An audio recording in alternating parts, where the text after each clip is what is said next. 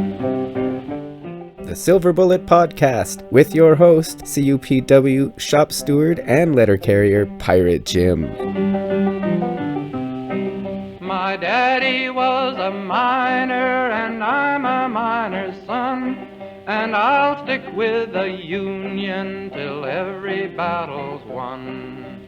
Which side are you on? Which side are you on?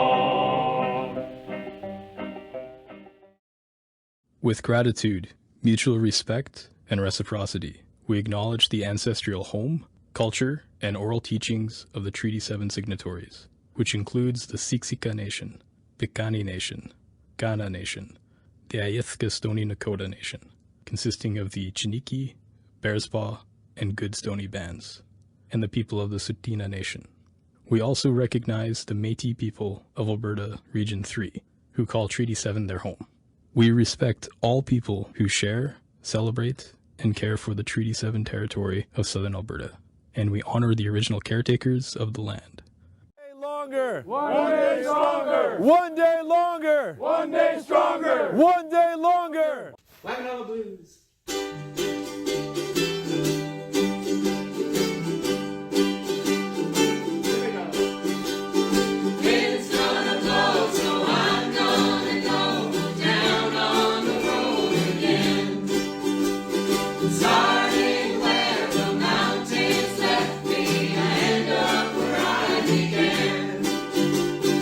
Where I will go, the wind only knows. Good times around the bend.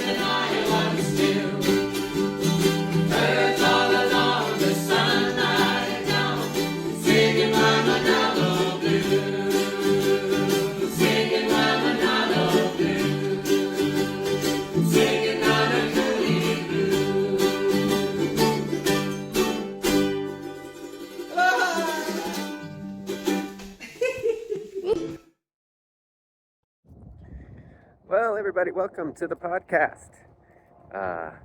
It's a crazy day, and things are getting crazy out there. But on today's show, it's going to be a little shorter. But today's show, we're going to be talking about the first day of the Commission on Canada Post. I'm going to break down the bullshit, and we're going to listen to Doug Ettinger's introduction on day one. And then I'll be coming back with the other parts after that in separate podcasts. So stick around for that. Today, we are going to start off our updates with Brother James Ball, the president of Local 730 in Edmonton. He's going to give us a little update on where things are with the negotiations and what the boss has done today. So why don't we get right to it? Let's get right to updates. Hey folks, it's a beautiful day. It's been a busy week. There's been Canada Post demand that we do a forced vote. We've said no. We offered binding arbitration. Canada Post said no. We filed an unfair labor practice, which is kind of interesting. So here they're talking about how the employer has used captive audience meetings, videos, press releases, documents, televisions, portable data terminals, QR codes, etc., all leading to a Canada Post negotiation hub in an effort to bypass the union. And basically using alarmist comments on it and creating misinformation and things that call into question the reputation or the character of the union and intimidate and coerce union members. I'm not a lawyer. I was pretty pissed off when I found out that they were sending out the offers to PDTs, personal data terminals. They were putting it up on televisions in the depots. And there were some of our depots that did have the captive meetings, not all of them. And some of them they were encouraged to participate, but not required to. And then some I feel like they were required to. I'm still waiting on more details about that. And the biggest news right now is that on Wednesday, June 4th, Patty Haidu, Minister of Jobs and Families, called on both the Canadian Union Postal Workers and Canada Post to return to the bargaining table. What I understand is that they have set up two parallel paths. One is to continue bargaining, and the other one is to work out the terms of an arbitration. So probably basically hoping that we hang ourselves in what we want to get arbitrated. I don't know how this is going to be any different than having a bargaining, because like the issues that are holding us up are not the small issues, and those small issues Canada Post would be happy to go to arbitration on. The big issues Canada Post does not want to go to arbitration on, and they don't want to agree with us. So that's where we're hung up. So I don't know if this is going to be beneficial to anyone.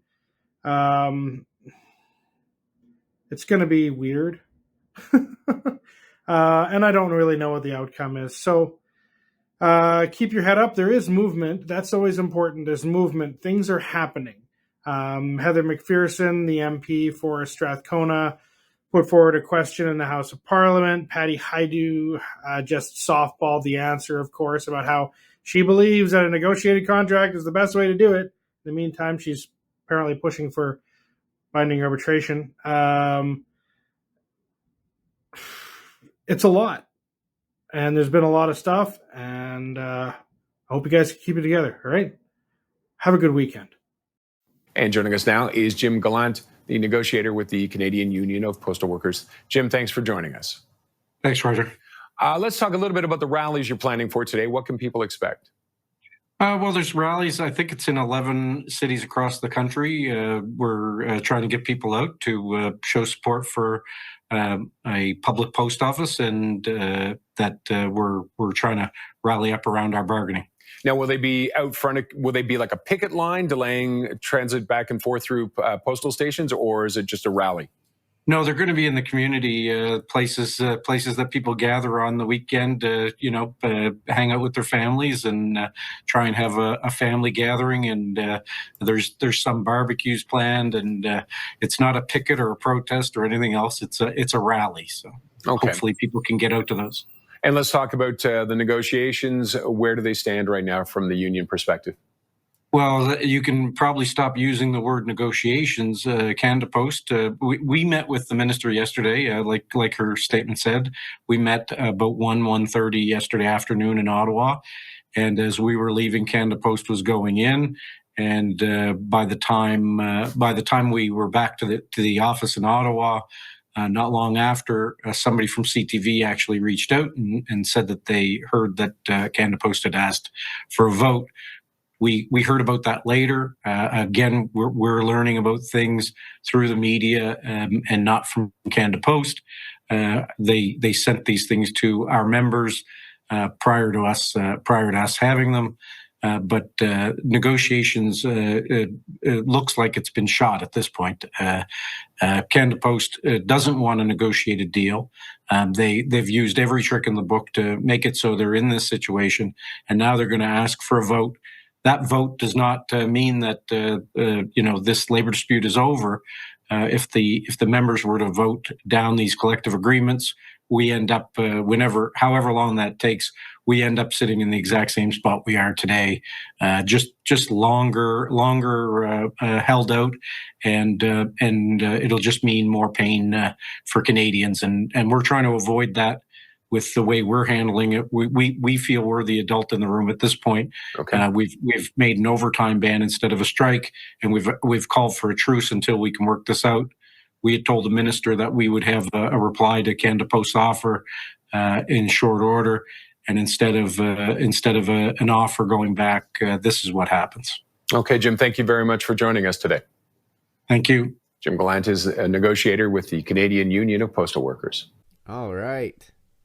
Woohoo! Here we are with Brom. I'm going to call this Moments with Brom.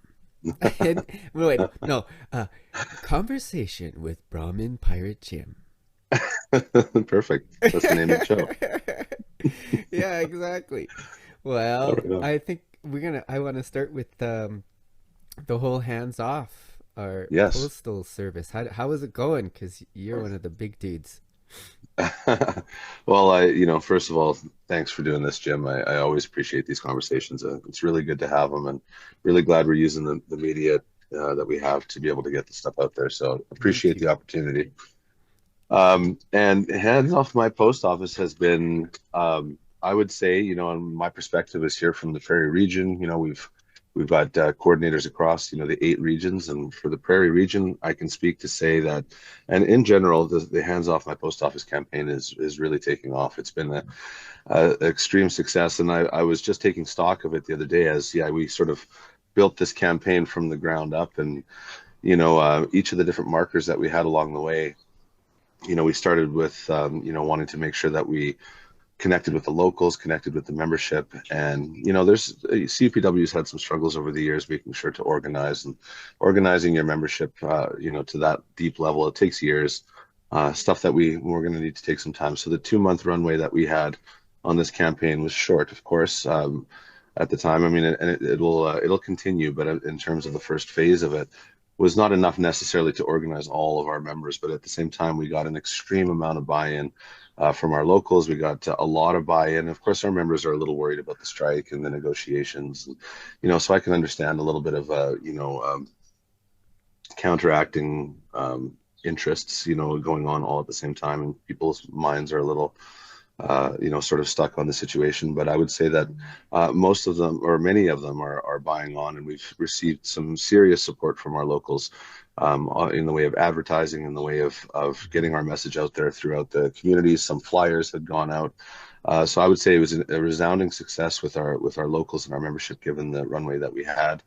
But from there, it really started to take off. And, one of our main focuses was, the politicians, the MPs, those are the decision makers in the country. And we've started to now see those that support us, namely a lot of NDP MPs that have supported us outwardly. We have Gord Johns, we had Leah Gazan at our rally in Ottawa. We had that national rally in Ottawa, so they were there speaking loudly about it. We also have Peter Julian, Heather McPherson. They're all over the news and all over the media, holding up the signs, speaking about Hands Off My Post Office. So that's really starting to take off. We also, see a lot of labor activism in this. We've been to the AFL, we've been to the MFL and other federations of labor across the country. Actually, the SFL, sorry, not the MFL, but the SFL. I was going to say, is And- there an SFL? Sounds like Yeah, we got football leagues going on. Right. The Alberta and the Saskatchewan Federations of Labor were really involved. We'd hope to get a little bit more out of the MFL, but we definitely will continue. And the Alberta Federation of Labor put out a letter to Carney and to the ministers involved, saying, hands off my post office. Essentially, the SFL and all of the affiliates within have been not only there on our strike lines, but since the hands off my post office campaign started, have been taking it upon themselves to get out there, to hold up our signs, because that's the big thing, right? Hold up that hands off sign and sort of say, unfortunately, it's a little bit of advertising and branding, but it's getting out there. People are seeing it, people are understanding it, and labor's taking it on as well. We even had Siobhan Vipond at that rally as well. Cool. From the CLC, the Canadian Labour Congress, speaking about it and championing it as well. And I'd say the biggest thing recently, we were in Ottawa, not only for that rally, but for the FCM, which is the Federation of Canadian Municipalities. It's the group that oversees all municipalities across Canada. We've been at their shows, provincially, Saskatchewan Urban Municipalities, Association of Manitoba Municipalities, and all the other provincial ones throughout the years. And at the FCM, we handed out over 300 resolutions that councils can pass in support, and that's right across the country. We actually have a map. It was right from coast to coast to coast in support. What was in those? Like, what was did they say, don't agree to CMBs? No, well, you know what? That's been something that's been changing recently. And of course, the narrative that we had when we were discussing people at the booth, we were talking about the CMB conversion. The resolution specifically spoke to the tenets of hands off my post office, which was that we want to see that they will support in their council that they keep the post office a public service, that it doesn't become privatized. That not only that, but that Canada Post should expand its services, as we've been talking about so much, rather than the vision of cuts and austerity, because they are investing their money. They're just investing it in shrinking and contracting the workforce, rather than those investments. Instead, invest in expanding the things that we can provide, because once you cut a public service, it's the communities that are affected the most, especially those in rural Canada that are subsidized by the profits of the larger centers. And as we can see, they're trying to siphon business away from the larger centers, which also siphons business away, or at least subsidization for the rural communities also goes by that happening. So not in the show here, I do what I call breaking down the bullshit, and I'm going through the hearings for the commission. Right. And so far I've done just the introduction of Doug setting everything up, and it's quite interesting. Now that we've been through what we've been through and going back and watching what was going on in January, it was really interesting to see how he's setting up the whole narrative. And, absolutely. And when you said that urban rural thing, he went on this specific tangent, I don't know. He specifically was talking about how the urban areas are where the money is and the population. And when you get outside of that, the money dries up, so to speak. So I was like, interesting. How about, it's only worth keeping this service in cities.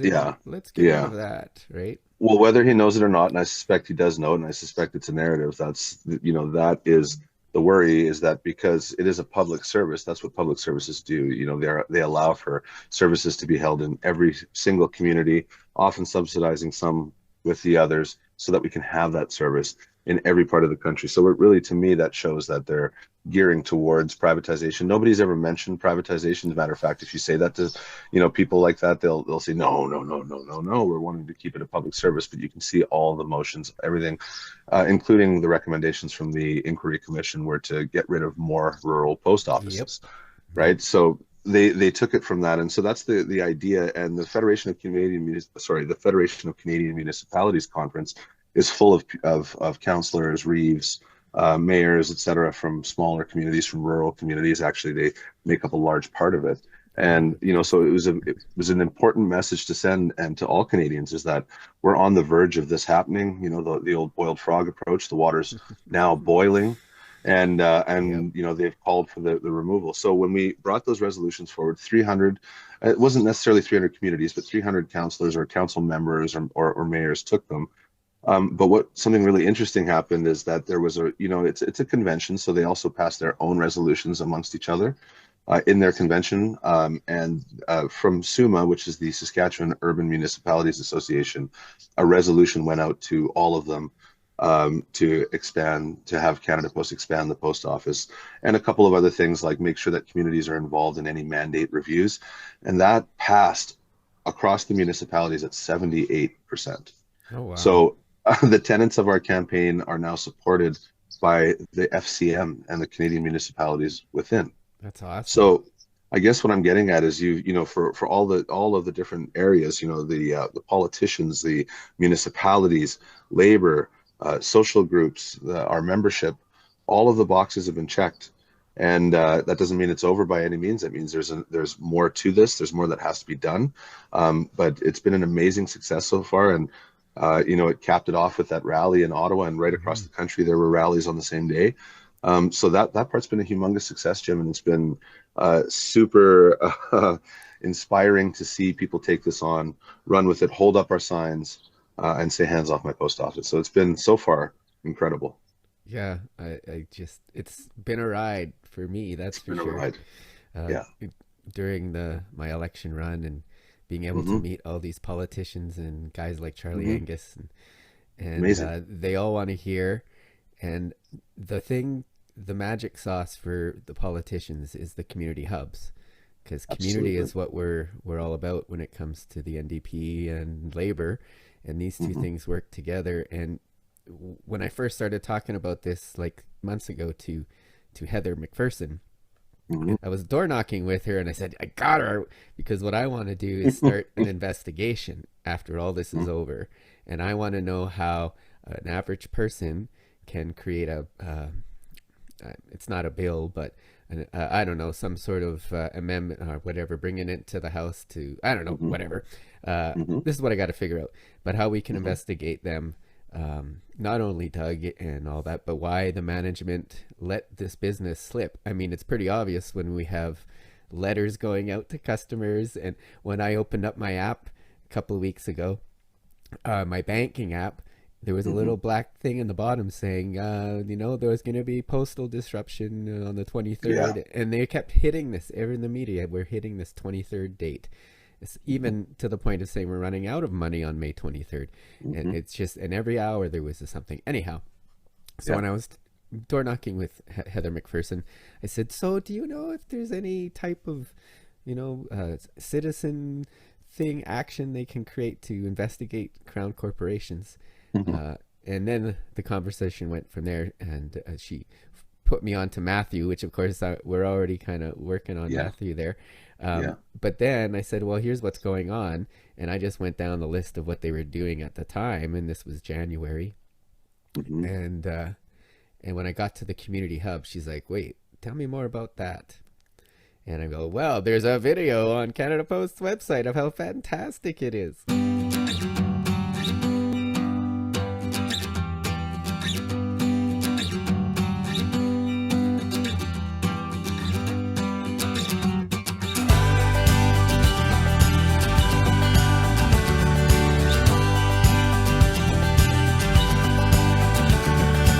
Hi, welcome to the Membertou First Nation. Gwe Pijilasi Membertou, Deluizi Nadia Robertson, at Deleawi Gespeg. This community is in the tribal district of Unamagi, also known as Cape Breton Island. Welcome to Membertou, Haptalasi, Mahabantu. Hi, welcome to Membertou. Welcome to Membertou. Pijilasi, welcome to Membertou.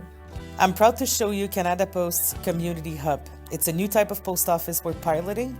We developed it by working closely with the community here. And this is the only second one in the entire country. We opened the first one last year in High Prairie, Alberta. We hope to gradually open more, giving priority to rural, northern, and indigenous community. Let's check out the new features and services. It's got electric vehicle charging stations for customers. There's also recycling, bicycle racks, and water bottle refill stations inside. This is more than just a place to drop off and pick up your mail and packages. There is a full range of postal services as well as new innovations, like parcel lockers for customers to pick up their online orders and other items, a self-serve station for them to easily undock packages themselves, meeting rooms that can be rented. They've got video conferencing capabilities, and public Wi-Fi is available throughout the facility. A computer workstation and printing and shredding services available, and staple businesses supply, making the community hub a one-stop shop for everyone's business needs. So customers won't have to leave this community for their business and postal needs. It's all right here. Our community hub supports local businesses. Check out the interactive directory full of local businesses. And we use the space to celebrate local arts. I think what's special about this community is how the community has grown. We've been in business for 10 years. Everything here is handmade by me. The new post office is going to be great. Up until now, I've had a hard time getting items shipped out. I'd have to make arrangements to get down to the post office. But now, if anybody orders something, I don't have to make them wait. I can go right to the post office and ship it out right away. Everybody's talking about the post office. It went through the gossip thing really fast, and everyone was excited. I think it's just amazing that we have our own post office right here in Membertou. But it's more than a post office, it's a community hub. So can you imagine if you took a product or if you're doing something or then you realize you got to fax off a receipt, you could do it right there, or you could photocopy a letter right there, or you could have a meeting with somebody as well too. So to me, it's all in one, and to me, it's kind of like who we are. We're very all in one and inclusive. So happy that we can work together and share this leadership and have a long life in partnerships, because that's what Grand Chief Membertou was about, and that's what Membertou is about. We're excited to provide communities and local businesses better access to products and services. This is just another way Canada Post is delivering a stronger Canada. Apne multes, see you soon.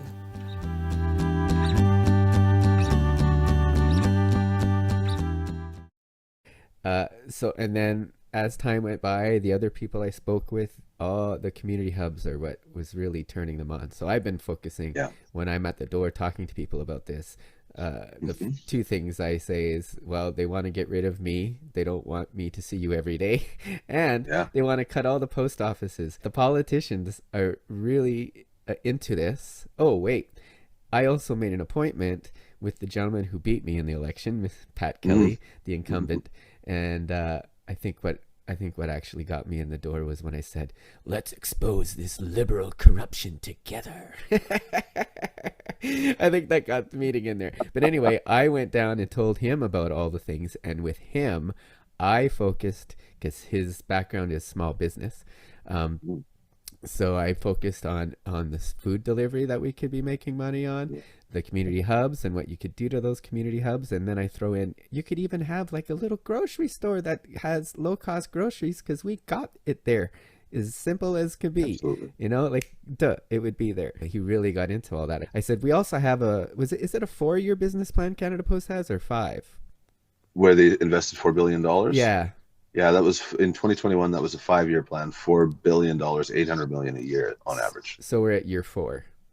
Yes. Yeah, so that's why I said, I go, there's a 5-year business plan, and as far as I can tell, they put everything in ass backwards and spent too much money in the first 4 years, and now they're trying to blame it on letter carriers. And I go, and seriously, sir, when you hear the commissioner talk about letter carriers or whoever, letter carriers coming back at 4 instead of 6 or whatever, or no, 4 hours, it ain't true. If you add up all of that, it's not going to equal $709 million. Anyway. So the other day, I've been filling in Heather every single time there's an update, and with a bulletin and all that. So day before yesterday, I got all like, oh my God, I woke up, I go, please help us. And the best was I said, if you happen to run into Patty, can you ask her? So yesterday I look on Instagram, it pops up on my phone as I'm delivering, and I'm going to share this if I can. It's coming. There we go. Perfect. All right. So this is what was said, and it was in the house. It was question period. And from what I hear, we know the guy who wrote the question for her. So we're all in on this. It's pretty exciting. So here we go.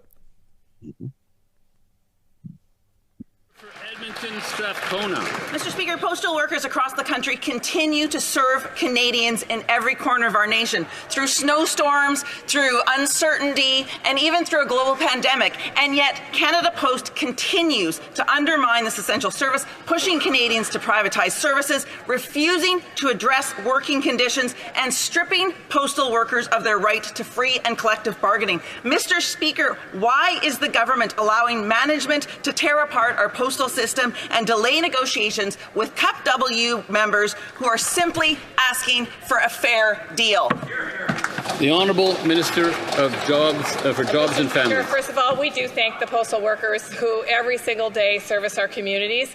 But I will say this, the best deal is the deal that the parties arrive at themselves. Federal mediators continue to work with the parties on a solution, and we know that Canadians are relying on them to get this right.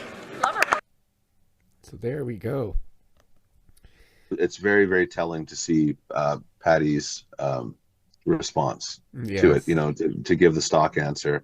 It's well worth noting that she was the minister that legislated us back in 2018 and said just the very same thing maybe days or the day before she legislated or ordered us, you know, legislated us back to work. So, you know, I've heard this before from her, heard this before. It reminds me very much of the talking points of the Trudeau portion of that government. And it worries me that things haven't changed so much. Not to say that I thought that they had, but certainly that if that's the type of answer that you're going to give, it just comes off as completely disingenuous, stock written. And you know, we have to remember she was the one who legislated us back in 2018. I didn't know that one because I wasn't really mindful of the union at the time. So I just knew there was this specter in the background that was something. That was her. And it was amazing to hear what Heather said, and that's something that, you know, that's exactly what we need to hear, and hopefully it goes farther than that. But I certainly appreciate the Edmonton local, you Jim, and in your local, and everybody, the locals right across this region and this country that have taken it on, and for you to have done that work. That's why we're seeing the success that we're seeing. It's a great place to be. Yeah, and because of what we're going through, I have a friend now in Parliament. Exactly. Like I was on stage with her, actually, boop, there's the picture. I got to be on stage at the Alberta NDP convention with her and all the candidates from Alberta, and to look out, it just, and to be, let's see, should I, I was wearing my letter carrier shirt, the gray one, on purpose. So I'm looking out there and I'm wearing my postie uniform, and you know, I'm doing the whole, whenever she talked about labor, and she used the Jack Layton, things get done when there's more NDP MPs in Parliament, right? And that's it. I when I was on the doors, I kept saying, you know, the real reason why you got to vote for me is because the NDP, we get shit done, and the others just talk about it. And if you want to go to the pipeline thing, it's Rachel Notley that got the pipeline finished, not Jason Kenney. But anyway, so later on, I'm in the, I love this. I'm in the lobby and I come walking towards the FL, and he goes, "Oh my God, man, what are you doing?" Because I'm still wearing the shirt. He's like, yeah, you know, you might not, like you were up on the stage, and like it was Heather McPherson, and like this might go out to a bunch of people. And I go, yeah, that's my point. And he's like, well, yeah, I've sat in a lot of meetings, and he goes, you do know that? I go, yeah, I'm breaking an article, and I'm breaking it on purpose because I want them to know that I'm not going to jail here, so I can go and wear this shirt and get in trouble. And if I get fired, well, then I'm going to Heather McPherson and we're going to make a big stink about it. Because I was up there to say, we represent the workers. And anyway, I got a big hug after, and there's pictures, and it was all really exciting. But out in the lobby, we had the other 730 guys. So we were there giving out stuff, the postcards, and getting pictures with Nenshi holding it and such. So amazing. I did see fun. that. Yeah, I saw that, and that's what I mean. To see the amount of buy-in. It has to start with the members. It has to be as grassroots as possible. Yep. And then when we move it out from there, you can only see success from there. So it's been, like I say, nothing but inspiring, to say the least. It's just now what's next, right? Perfect segue. So say, I want to say the force the vote thing, but I don't know, whatever happens, what can we do? A couple of days ago, it was, are they going to force the vote? And so my thought was, will this hands-off post office kind of switch to vote no kind of campaign? Or I don't know, like what, I guess if we do have to go to a vote, how are we going to, do we have another campaign to get letter carriers and everybody to understand what's going on to vote no? Because there's so much fear, people going, oh, I'm just voting yes because I want a job and blah, blah, blah. Is there any plans like that going on, or thoughts? Yeah, I speaking for the union, yes. I mean, that's not so much what, where I'm as involved, at least not at this moment, but certainly as a local president, I will be. But there is a discussion, there will be, something in the lines of that campaign. And so I don't want to speak too much out of turn yet, because I'm not too sure what that looks like or what it's actually going to look like.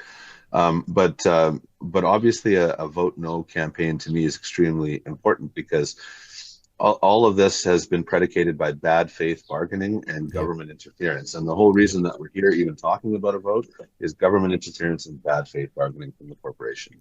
And, and I always have to remind members that when they're talking about voting yes to this and saying, well, we should have just taken what we had in November. We should have just taken that last global offer. We have to remember that the NEB, or I should even say the negotiators, as per our constitution, are duty bound to follow and to fight for and negotiate for our demands. And we, democratically, we collect our demands throughout the year prior to negotiations, so that it comes from every local, every work floor, all the way through the region and all the way through national. So those have been vetted, those have been online for a long time. When you do the stock of the negotiations and you look at what was happening, there was not one, especially in the urban collective agreement and the urban offer, there was not one of our demands, not one that I can see anywhere contained in the global offer from the corporation. It was the same. One or the first? It was the same in the first one and still in the last one. Right. So the first one was worse. It was, it was only concessions, and it was all the way through, right? We're talking about cutting pensions all the way to benefits, all the way through to, every single part of it was concessions, removing the work that we do and getting rid of a lot of what we're used to doing and with respect to the letter carry work. So changing it essentially to compete with the gig market and the gig economy. And so that was clear. So what they did is their second offer, they took a few of the concessions away. And then on their most recent offer, they took a few more concessions away, but not in one instance did they move on one of our demands, right? Negotiations are give and take, supposedly, right? So there's this, in this case, it's only take and absolutely no give.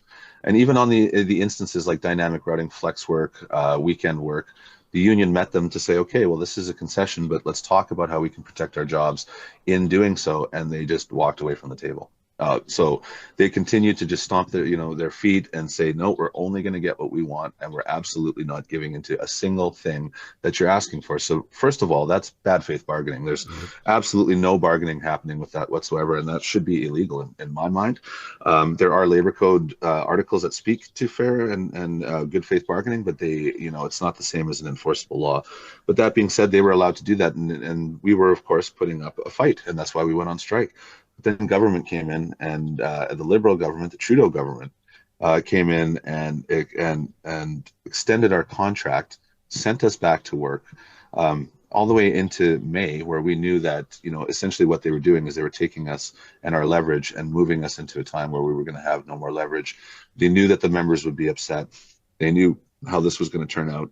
And so that undue and I believe unconstitutional and illegal interference using Section 107 and 108 is why we're where we are right now. So, the corporation knows that. So they've put out this idea, they've put out a request to the minister to have a vote take place, whereas the union, the vote's not taking place because it is not ratifiable. And by ratifiable, I mean not one of our demands has even been looked at. If they said, okay, well, we'll improve your benefits here, or we'll improve this, or, attach your wage to the cost of living increases as an index, or, there's a lot of things that we had in there that they could move on. They didn't move on a single one. So when we get to this point, they're not able to get a ratifiable contract. They're not willing to move on it. So they ask government to interfere and have us vote. And so just basically on the principle alone of the unconstitutionality of it, we should not be voting in favor of it whatsoever.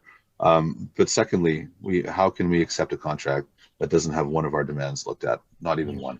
And clearly moving towards the recommendations of the inquiry commission, moving into the removal of door-to-door delivery and the removal of rural post offices. It's quite obvious they're just trying to dismantle the post office no matter what they say about privatization. They're clearly moving towards investment in austerity, cuts, and to constrict the postal service, which again, as we said, is going to affect communities the most.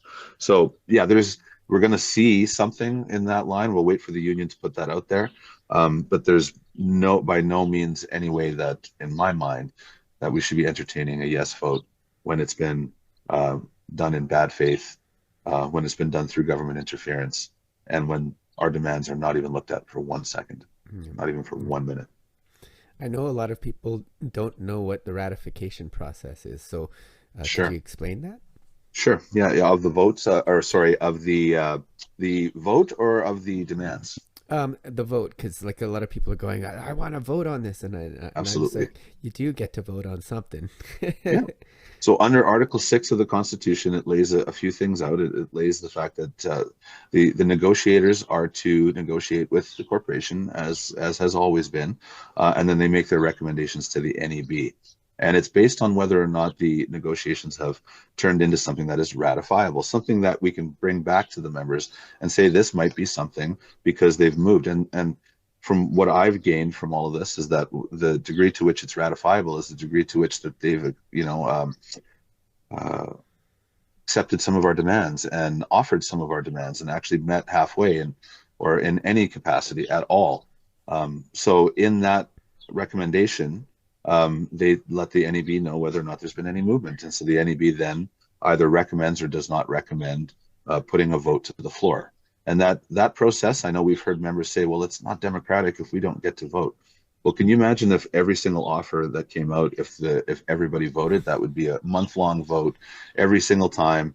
And that is, again, in the Constitution, the job and the duty of the negotiators in the NEB to fight on our behalf.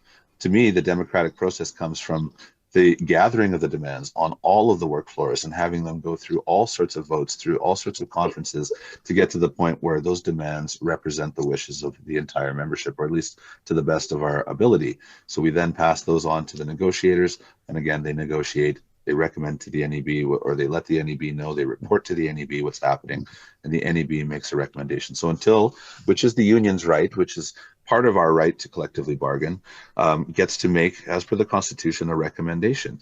And if it doesn't come from the union to recommend to the members, that means that we trust those negotiators, those NEB, to understand that that's not ratifiable because they've not moved on our demands. So, I definitely hear that argument that it's not democratic, but I would argue that democracy is not just one vote. Democracy is what you do in between those votes. Democracy is the conversations that you have, the meetings that you go to. We have plenty of understanding of what that means throughout the entire process, where we can, fully understand these issues. It's not just one vote.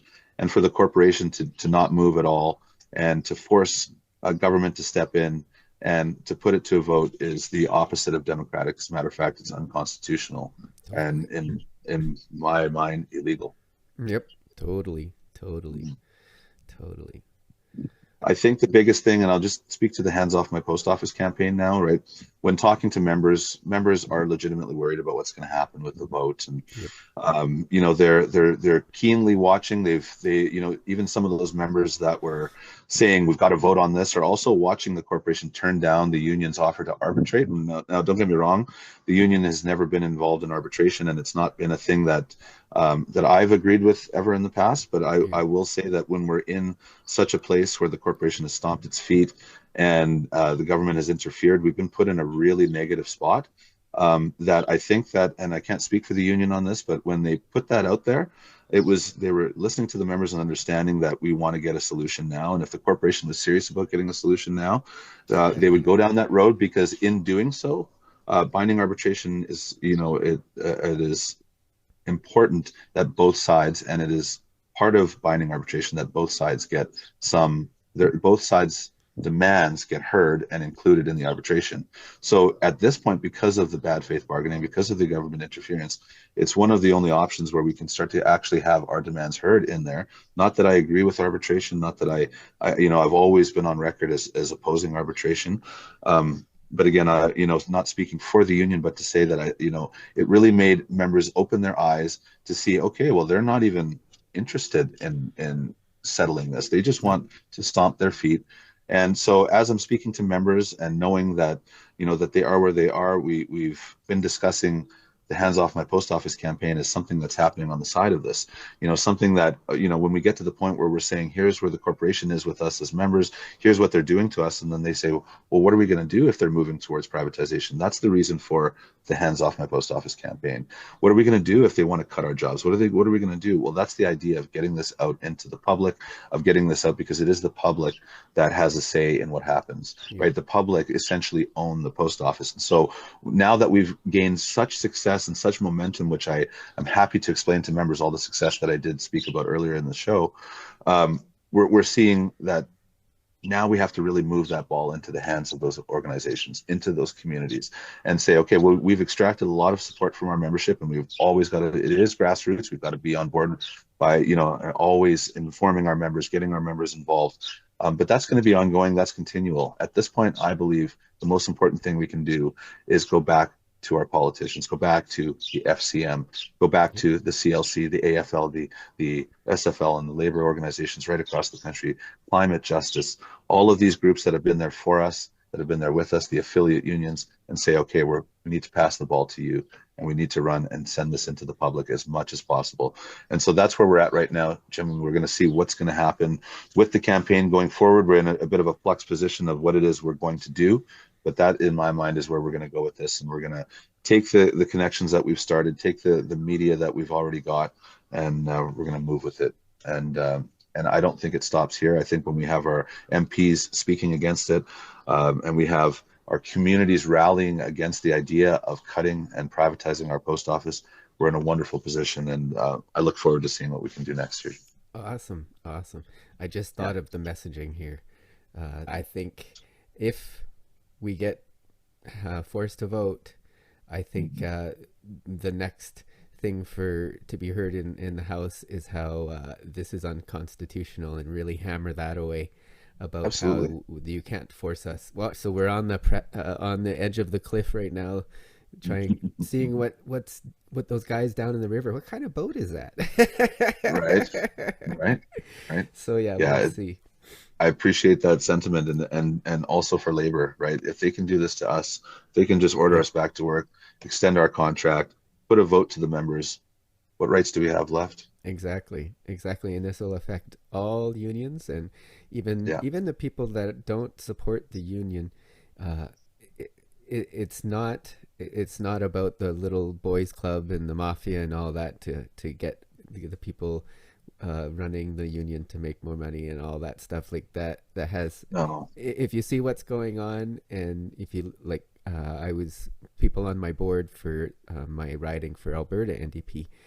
They're nurses and teachers, and listening to what they're going through now. I mean, it's not the same. It's a different, different paradigm, but it's the same thing. It's being attacked and tortured, and they say they're going to do something to help you, and then they give a little help but not enough, and anyhow, teachers getting out of it, and anyway, it's an attack on public services. Even though like healthcare is provincial, I still think this will permeate somehow. Who knows, absolutely. Right? This is a public service. This is a public service that everybody in every community enjoy, and really rely on, even in the larger communities. You were mentioning about how you're speaking as a letter carrier to somebody saying that you want to take me away. That's the idea. We're uniquely positioned in all of the communities, and that's what a public service should do. And that's where teachers are feeling it too. That's where healthcare workers are feeling it too. And we're at these rallies supporting them because this is an attack on public services in general. Yeah. And it doesn't matter if you're provincial, if you're federal, especially for provincial, and we've always heard, well, we're federal and the provincial parties are not responsible. Well, they're responsible for their communities and the wishes of the constituents in their communities who are going to lose their services as well. And it's right across the board. It's not just postal workers. It's all public services right now. Yeah. Cool. Well, that's a perfect way to end. I think, and I look forward to chatting again. This is fun. I love having a co-host. And if you notice, I got my flag up. That's awesome. And that's awesome. We call him Scully. Love it. I found him in the garage and said, that's what I'm putting in my background in my podcast studio. Not a virtual one, but a real background. Exactly. All right. Well, that's great. A great day. Thank you for the time, Jim. I really appreciate you having me on, and you know that I'm always ready and willing whenever you need. You betcha. I'm going to be doing more of these. I'm trying to get to it more often, and that's another thing. I think soon I have to really start investing in this podcast to get some better equipment for one. Absolutely. Yeah, no, it can always upgrade, right? Exactly. All right. Well, thanks, Jim. See you later. Aloha. Oh, you betcha. Have a great day. Here we go now. There's the drum beat. Yeah, let's get going here.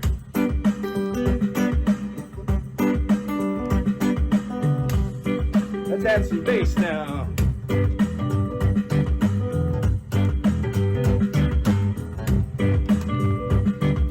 All right, let's begin.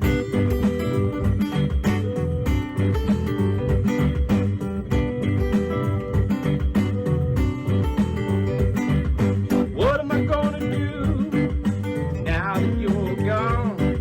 The lights in the hall will stay dark, no one to turn them on.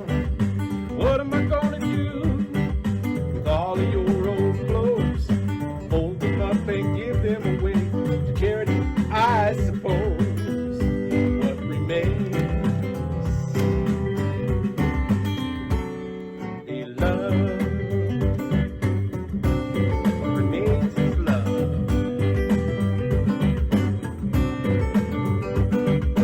Like the place we found you, there's a field and a street, an old oak tree by the hillside, a place where you can read.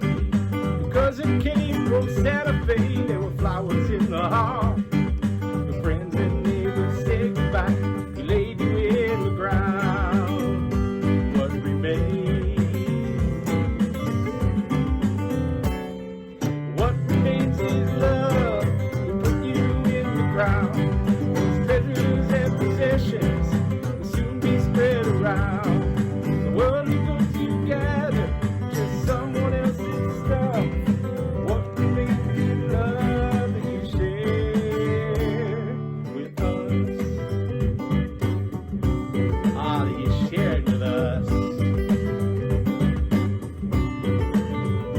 And I've been tending to your garden. My thumb is not so green. I hope the flowers will forgive me for not giving them what they need. Your cat still claims your corner by the window in the chair. I don't have the heart to tell her you won't be sitting there. What remains? Yeah, what remains is love. We put you in the ground. Our treasures and possessions will soon be spread around. The world will go together, just someone else's stuff. What remains is love that you share with us.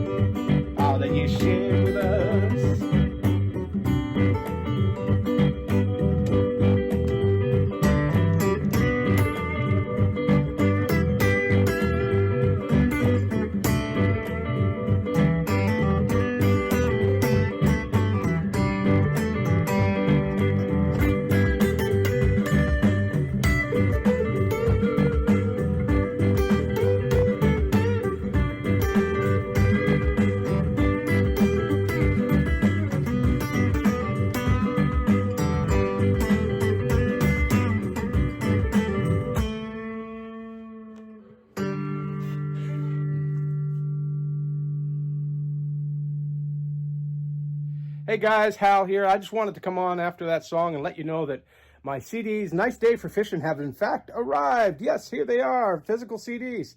Those of you who pre-ordered, you're going to have your copies mailed out very soon, by the beginning of next week. And everyone else will be available at the CD release party on June 20th.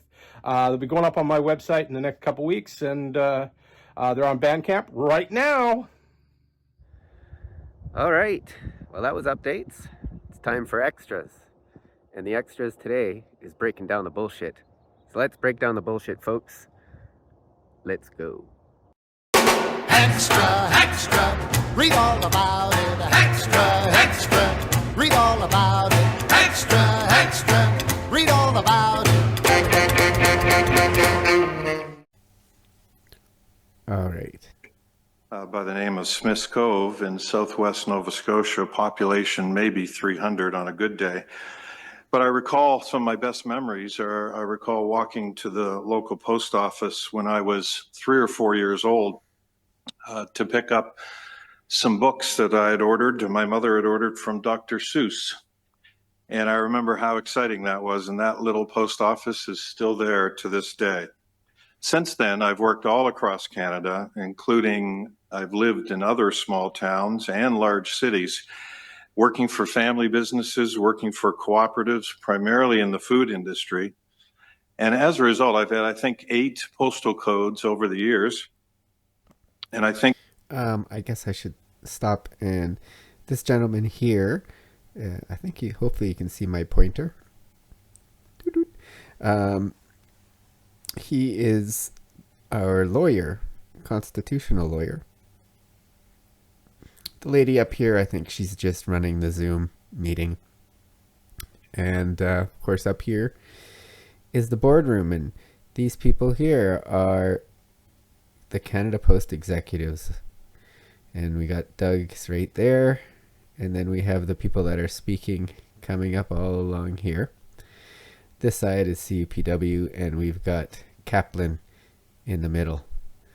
And you'll see here as the thing progresses, eventually these pictures, these cameras will go away. But in here they'll have the slides that Doug is reviewing for everyone. Yeah.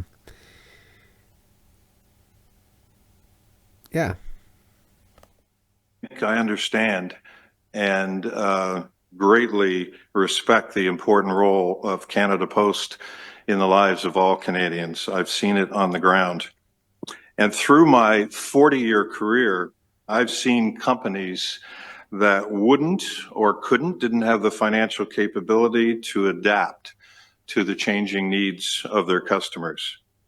And I've seen the negative impact that can have on people and on communities.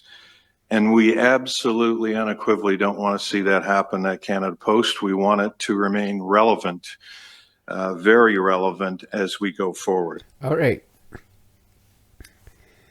That first thing, he wants us to remain relevant. If that's the case, I don't understand then why we're doing the dynamic routing, which will just tear apart the customer service and delivery, the on-time delivery and all that stuff that we supposedly care about. It'll destroy that. And if they go ahead with this whole post office closures, like, it kind of is completely opposite of what he just said. I would also like to thank you, Mr. Kaplan, for leading this commission and providing both parties with an opportunity to share the challenges at Canada Post, our thoughts on the continued impasse, and hopefully help chart a course and a productive path forward for Canada Post and, most importantly, our employees. This is a very important process, and we very much welcome the spotlight on the issues before us. This issue is more than just a public examination into the current collective bargaining dispute between Canada Post and the Canadian Union of Postal Workers. It's about the long-standing relationship between Canada Post and the country and Canadians who we proudly serve. Our goal through this process is to provide you with the facts, pragmatic observations about the issues that were set out in your mandate and help with a roadmap to a set of recommendations.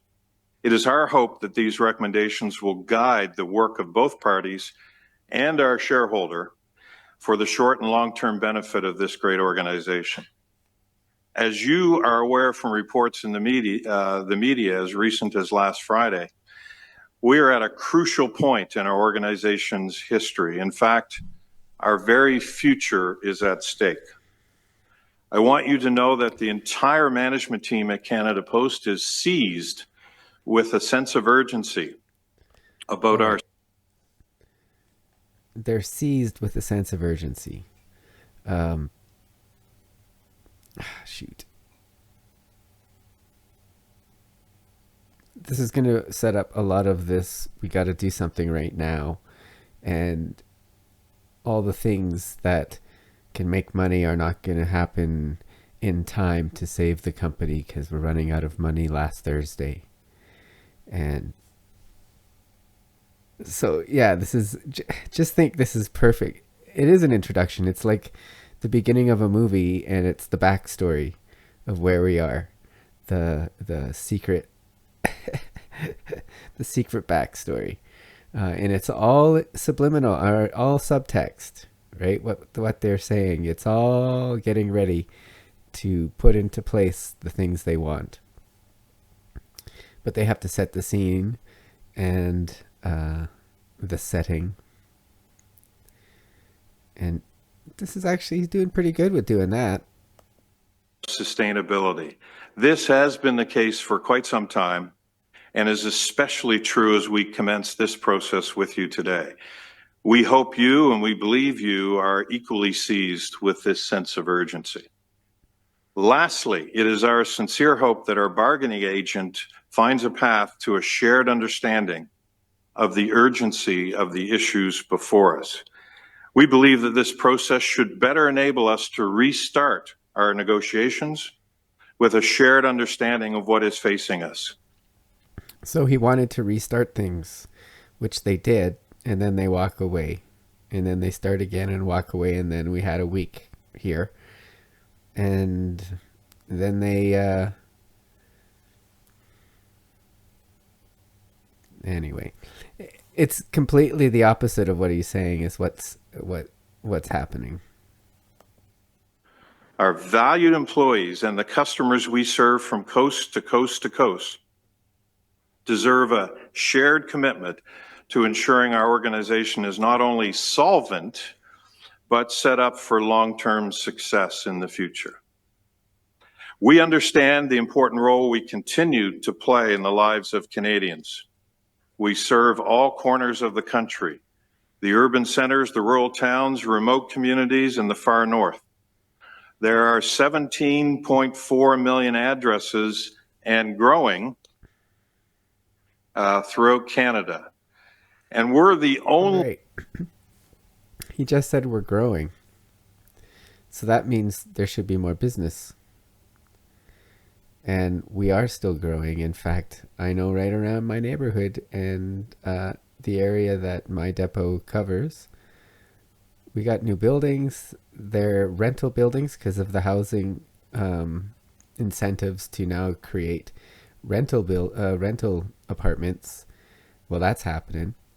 And that was my thing here way back when, was if we have nothing to deliver and we have less and less to deliver, then what are all those new people that are moving into all these new buildings, these new apartments doing? I mean, are they all using FedEx? I guess maybe they're all using Amazon. But there's a way to get Amazon out of there for us that we haven't thought about. But just think about this. In Montreal, the Amazon distribution center, I think it was, they wanted to unionize. And so they got pretty close. And Amazon said, forget that, we're shutting you down. So they shut the whole place down. Everybody lost their jobs or moved to somewhere else where they can deliver. So guess what? That's ripe pickings for Canada Post to take the parcel business back from Amazon in that area. And once again, they're not going to the final mile up to those remote rural post offices. Just like Doug just said, it's really important up there. He just said it, right? So if we're really important, why aren't we going ahead with the community hubs across the country? They're working. We should expand that. Make the income there. We could start that right away. Anyway. Delivery organization with that kind of network, the commitment and the responsibility to serve all Canadians. And that is no small feat. Canada, as many of us know, is one of the largest countries in the world by landmass, yet ranks near the bottom in terms of population density. There are roughly 4 Canadians for every square kilometer, which is similar to Australia. The delivery business thrives on population density. The more people per square kilometer, the easier and more efficient it is to serve them. The lower the population density, the more costly it gets. We serve business of all sizes. So to me, that's setting up a case where we have to keep the urban delivery going and focusing on that, and go cut away or change how the places with less population, how we spend the money there, which means rural areas where we're going to franchise is what I believe. That was one of the last things. I mean, it switches back and forth from closing them down to franchising them to, I don't know, whatever Ian Lee says is usually what seems to be going into some of these plans. Or for that matter, they really don't know what they're going to do. They just want the options to destroy this whole thing, obviously. Is helping to deliver their items or reach new customers. We support small businesses, knowing they rely heavily on us to deliver their packages to customers and keep their invoices and payments moving through the mail. We do so with an unrivaled cross-Canada network of plants, depots, post offices, and one of the country's largest fleets of vehicles. We employ more than 68,000 people, with CUPW representing approximately 45,000 of those. They are, I believe, is actually 55,000, sir. An important part of the communities they serve, and they are wonderful. They do a wonderful job. Ils font partie des communautés qu'ils servent et ils font un travail fantastique. You know, if we do such a wonderful job, then why are they bringing in SSD and all these things to destroy the service even more? Like, well, of course, I know. Like, Jim, that was stupid. They're doing it because they need to save money. They need more money for them. And the shareholder needs more profits, right? Who's the government, which... Why I appreciate that some of the things we will say over the course of this proceeding may be challenging for our employees to hear. I wish to be clear from the outset. We greatly value our employees, and like them, we value this organization and what it means to them, to our customers, and to the country. We are facing many challenges, but we very much want to position this company to respond to those challenges, doing so in partnership with our bargaining agent.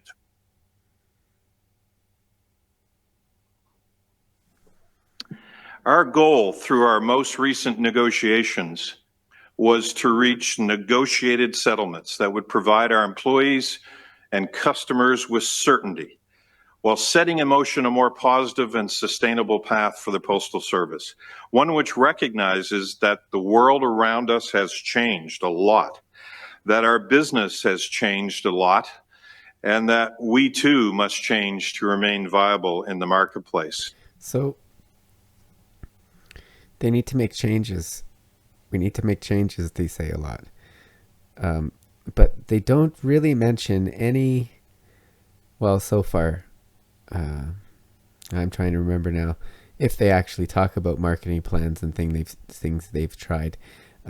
Coming up, Kaplan really asks some really good pointed questions about why or how they've lost the money, or why we don't have money and why there wasn't a plan. And the thing is, there was a plan and there is a plan. And we're in the middle of the plan. And the plan's not working like it was put together, because it was kind of put together ass backwards. Like, we have the plant, we have the trucks, but we can't charge the trucks. And the parcel business isn't there because we've lost a lot of it. But then we sold off the Dragonfly thing, or whatever logistics company that was. So we were using that. We still have Perlator, which is making profits. Although looking into it, it's not as much as will save Canada Post, but it's an income stream. They're cutting off the income streams, which Doug will mention here too. Or the assets, sorry, not the income streams. That's what we need. We need more income streams, and that's what the building community power is about. But it just seems like all of those ideas are totally just ignored or shut down right away because of the long-term scaling up, which drives me a little crazy, Anyway. That has unfortunately remained a significant challenge. As a result, this commission was appointed with an important mandate and a short timeline to complete its work. We are therefore fully committed to this process and to providing the information and proposed recommendations needed to assist you, Mr. Kaplan, with the completion of your report. I want to share my continued belief that a strong postal service requires healthy and trusting relationships with its unions, its employees, its customers, and of course its shareholder, the Government of Canada. We continue to be a willing partner at this most important time in our organization's history. So this is where I need to talk about what's kind of going on between letter carriers right now. And this little thing, a strong postal service requires healthy, trusting relationships with its unions, its employees, its customers, and its shareholder. Well, that's not happening at all here. And they've set that up to happen by the propaganda and the way that they disseminate the information before letting the union talk to us first, to the members. Because it's this whole... it's like they run out of the meeting and they run to the fax machine and they send out the press release, and then the media goes nuts and they post it on their, they go to the urban negotiations hub and they put out that and send that out to us first. And then all of a sudden, those of us who aren't getting the emails or whatever notifications, we hear it in the media. And then it's a little while and we hear from the union, from our union leaders. And it's all set up to pit us against each other because they're hitting us with fear and anxiety, so that now when they've brought this, everyone must vote and take away the collective bargaining model, rights that we have to take away. Like, there's a reason why we have a bargaining committee. And now they're saying that our strike vote that we did to give our bargaining committee the ability to make demands that we all voted on, right? So this is the thing. Now we're going to get rid of all that. And like, our bargaining committee spends all day going through the offer. The offer is not what we've seen on the negotiations hub. That's the highlights. That's a few pages of a 700-page offer, right? So this is the thing. Now we're all going to vote on 3 or 4 pages of highlighted things, and then all the little details are going to be the stuff that they can now do to us. What we don't know and what we do know, like dynamic routing and volume leveling. And this is where I wanted to talk to the letter carriers. It's straight time for time worked, time paid for time worked, right?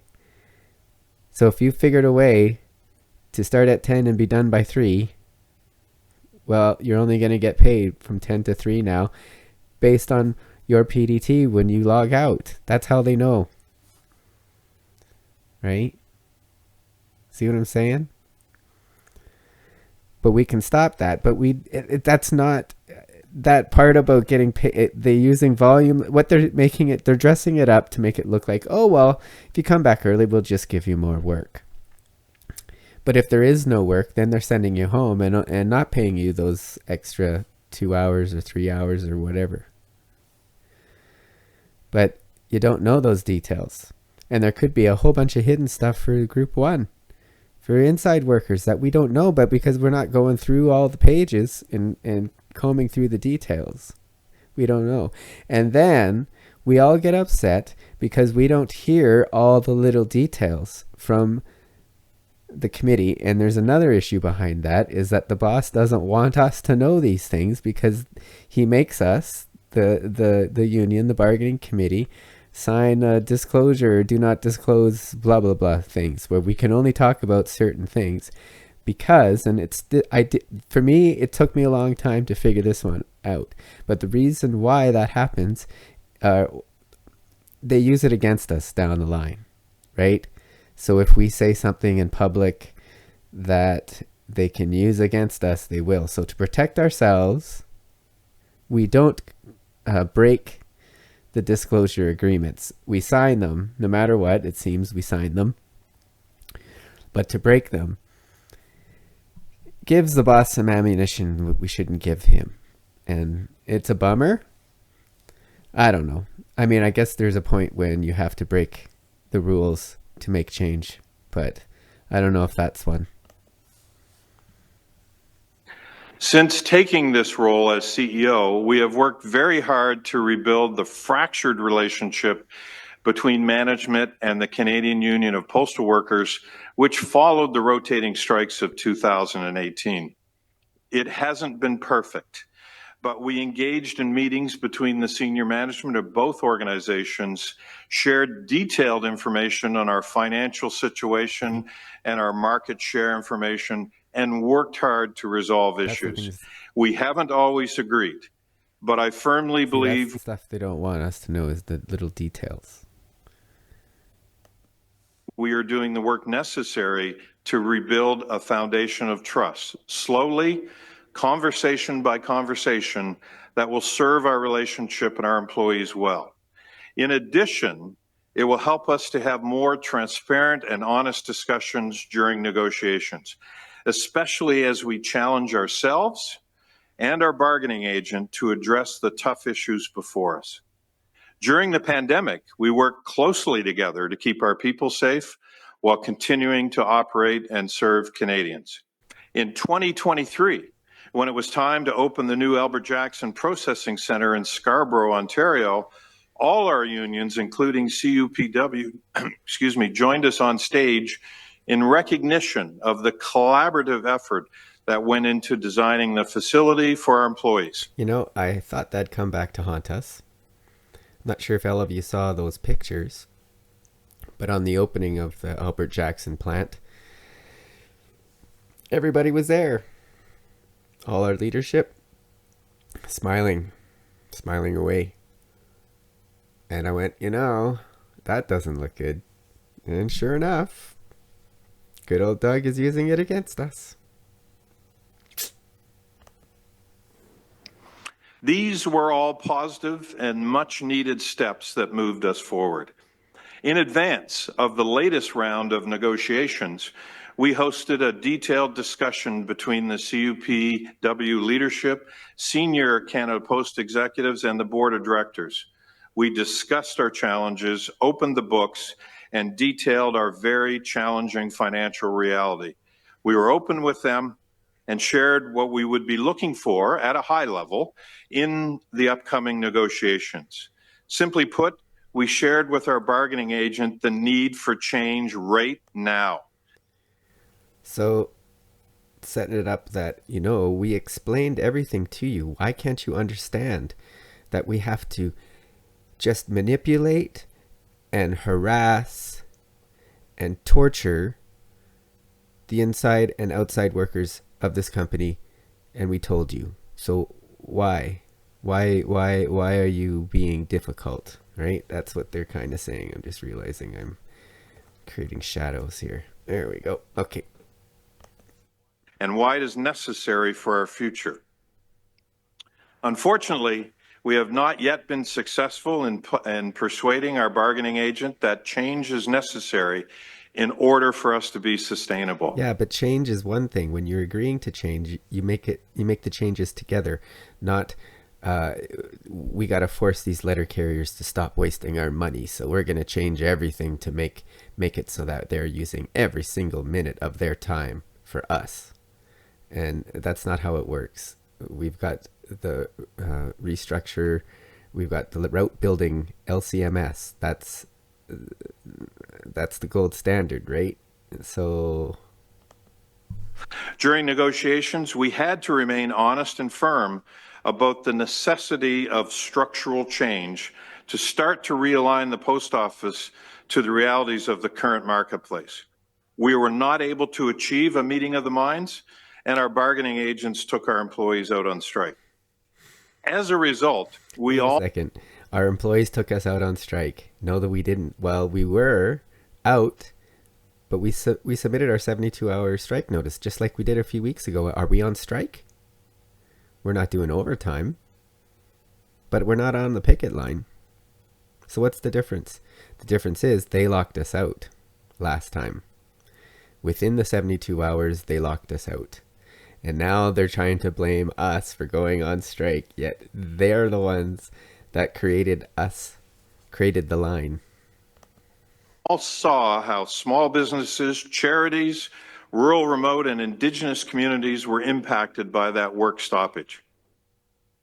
While we serve all, many still rely heavily on the Postal Service.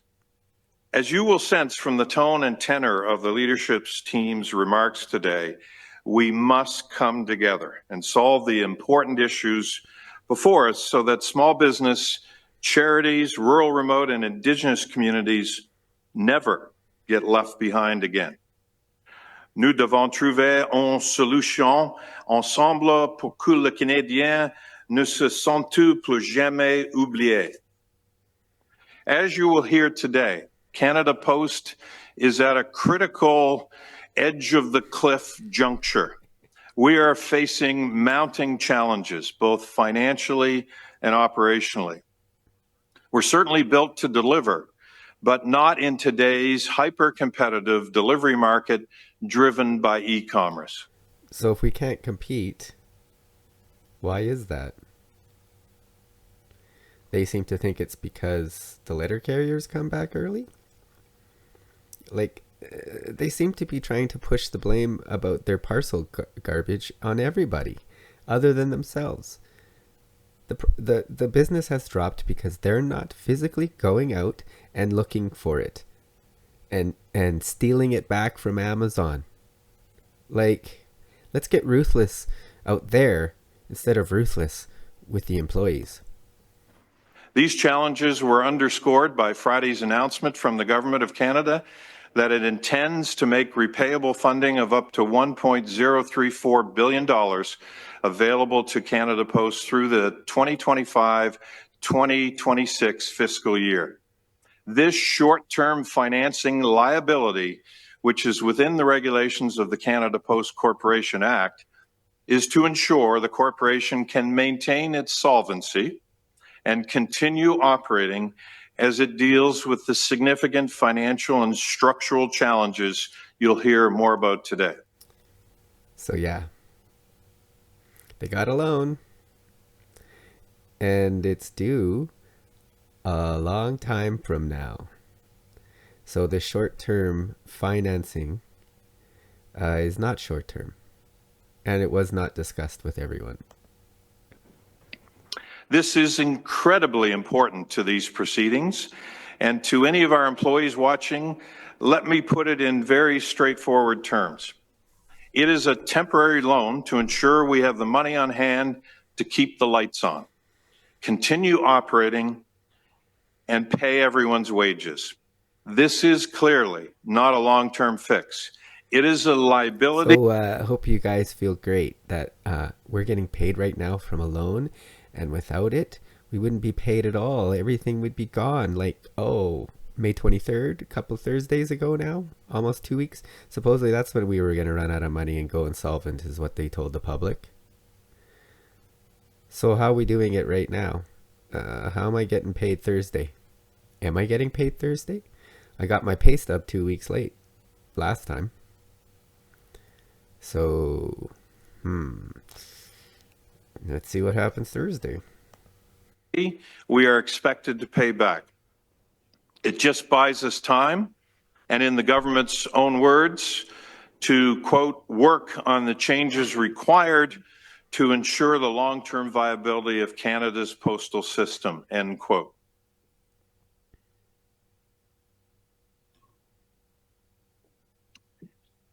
As you can imagine, this announcement required the government to conduct an in-depth review of our audited financials. Their announcement shows they understand our situation is dire. So they say they had the government audit them. So that's interesting. The shareholder audited them. Or like the shareholder hired someone to audit them. I don't really know who did the auditing. Does Doug talk about it? I'm not quite sure. We need some other people doing some audits to find out why there's trucks sitting everywhere and what order they spent money on. And change is necessary now. You'll hear today that the years of financial losses have taken a devastating toll, forcing us to draw down our cash reserves to continue operating.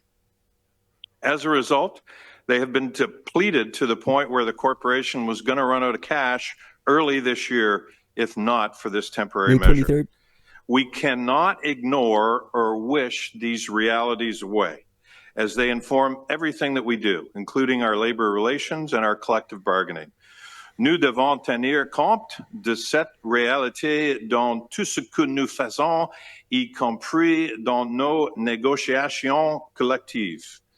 My colleague, Rindela Ahaj, our Chief Financial Officer, will start by providing a more detailed overview of our financial situation, with a long-standing mandate to serve all Canadians while remaining financially self-sustainable. Understanding the massive and growing gap between our current financial realities and sustainability is critical to our discussion. Next, Carrie Chisholm, our Vice President of Product Management and Customer Experience, will discuss the current delivery market and the changing needs of our customers. You'll see how quickly the delivery needs of Canadians and Canadian businesses are evolving, and how quickly we are losing ground to the competition. What? What? How quickly we're losing ground? Why? Why are we losing ground? Well, let's stop losing ground. Get out there and fight. Get out there and get those customers back. Go to all those businesses. I don't know, maybe the Bay will send you something. I'm sorry, that was bad. That's another problem. If we accept what they're offering, we will lose 5,000 plus jobs, which is more than the Bay. 3,000 more, in fact.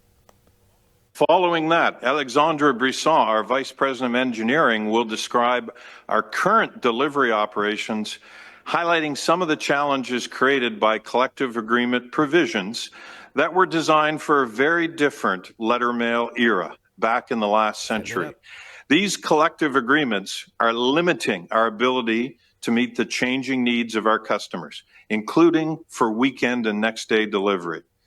You'll consistently hear from Alexandra and my colleagues how greatly we value our employees. They are literally the best in the delivery business.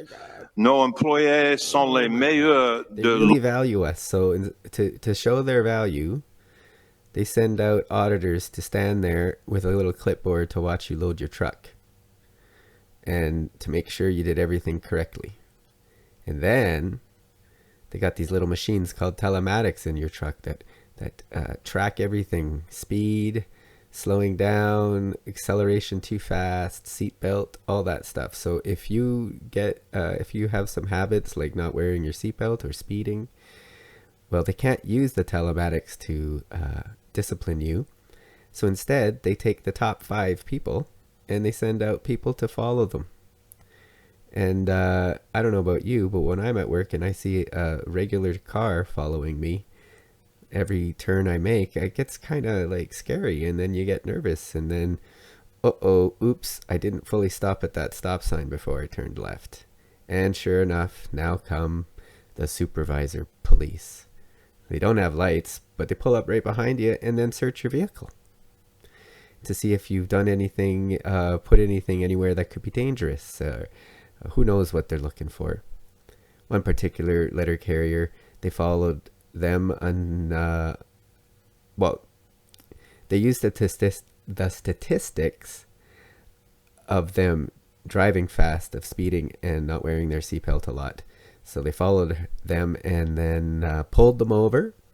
Emergency suspension. They didn't have their seatbelt on. Threw them back in the back of the supervisor's car. Drove them back to the depot. And did the perp walk, you know? So that's respect. That's just one story. There's dozens and other situations. For instance, back during the strike, someone that had cancer had their benefits cut off, so they couldn't afford their medication for cancer anymore, which was thousands of dollars. And just recently, we had a letter, actually I'm not really sure, a postie, that during the strike, they got their diagnosis for cancer. And now they're being denied everything, the benefits and the long-term or short-term disability, because the diagnosis was happened during the strike. Can you believe it? This is the type of respect they have for us, not what Doug just said. I mean, it's never been their problem, never been their fault. And then once again, like I said earlier, they come in and they start blaming us for working 4 hours and getting paid for 8. And that's really what later on you'll see Alexandre Brisson. He's the guy that talks about all of the stuff that letter carriers are doing to rip off Canadians. At its root, it's our outdated structure and workplace rules that are holding us back in today's uber competitive delivery market. Following the presentations from my colleagues, I will close by outlining how we got here, what stands in our way, and how it's absolutely imperative for our sustainability that we must move forward together. Mr. Kaplan, we respect the mandate you have been given and understand that you will be presented with a significant amount of information and differing views. Our goal is to fully participate in this process and help support the work that you are doing as an objective and impartial observer. When I first heard this one, I was thinking, oh my goodness, did you need this part in? Like, how much more can you kiss butt? But it didn't seem as bad this time. But I will now turn it over to Ndela to discuss our financial situation. All right, so there you go. That's the introduction by Mr. Doug Ittinger, or Ittinger. I don't know which one it is anymore. I've heard a lot of them. We're going to move on to the next person and their presentation from the boss. All right.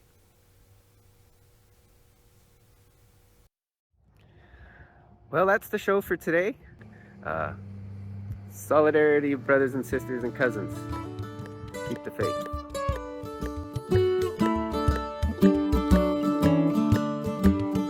When the union's inspiration through the workers' workers' blood shall run. There can be no power greater anywhere beneath the sun. What force on earth is weaker than the feeble strength of one? But the union makes us strong. Solidarity forever. Solidarity forever. Solidarity forever. For the union makes us strong. It is we who plowed the prairies, built the cities where they trade, dug the mines, built the workshops, endless miles of railroad laid. Now we stand outcast and starving amidst the wonders we have made, but the union makes us strong. Solidarity forever. Solidarity forever. Solidarity forever. For the union makes us strong. They have taken untold millions that they never toiled to earn, but without a brain and muscle not a single wheel would turn. We'll break their haughty power, gain our freedom when we learn that the union makes us strong. Solidarity forever. Solidarity forever. Solidarity forever. For the union makes us strong.